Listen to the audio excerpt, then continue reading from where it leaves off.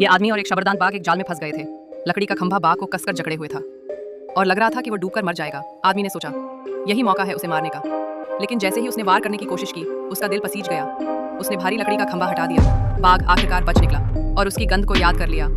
ये बाघ भविष्य में उसे एक अनमोल याद दे जाएगा। इस आदमी का नाम था अरे। वो 10,000 साल पहले के एक आदिम जनजाति में रहता था। जब वो बहुत छोटा था उसके पिता बिना कुछ कहे चले गए। तब से गांव में अफवाहें फैल गईं कि उसके पिता ने जनजाति के साथ विश्वासघात किया। जनजातियों की हंसी और तानों के बीच अरे बड़ा हुआ। एक दिन जनजाति में घोषणा हुई, इस बार की मैमथ ही विशाल हाथी शिकार प्रतियोगिता में जो भी मैमथ को शिकार करेगा वही होगा चमत्कारी बालक। वही विरासत में सफेद बाल पाएगा और जनजाति की देवी छोटी मई से विवाह करेगा और अंत में सबको एक नए युग की ओर ले जाएगा। जल्द ही शिकार शुरू हो गया। सबने मिलकर मैमथ को पहाड़ी की ओर खदेड़ा और एक विशाल जाल बिछाया। आखिरकार एक को पकड़ लिया गया, लेकिन उन्होंने मैमथ की ताकत को कम आंका था।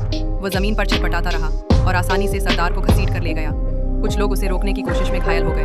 केवल अरे रह गया। वह जाल में उलझा हुआ था और मैमथ उसे घसीटते हुए पहाड़ी किनारे तक ले गया। अरे किसी तरह खड़ा हुआ और बगल में पड़ी लंबी भाला लेने ही वाला था कि किस्मत ने साथ नहीं दिया। उसे भागकर जान बचानी पड़ी। लेकिन तभी मैमथ खुद उसकी ओर दौड़ा और सीधा उस भाले पर जा टकराया। अंत में उसने खुद को चीरकर मार डाला। अरे वहीं बेहोश पड़ा रहा। जनजाति के लोग दौड़े आए और अरे को योद्धा कहने लगे। सफेद बाल, सुंदर कन्या, सारी शोहरत उसे मिल गई। पर अरे जानता था कुछ ही समय बाद एक दानवी जाति ने जनजाति पर हमला किया। हर जगह आग, हत्या और लूटपाट मचाई। कई लोगों को गुलाम बनाकर ले गए।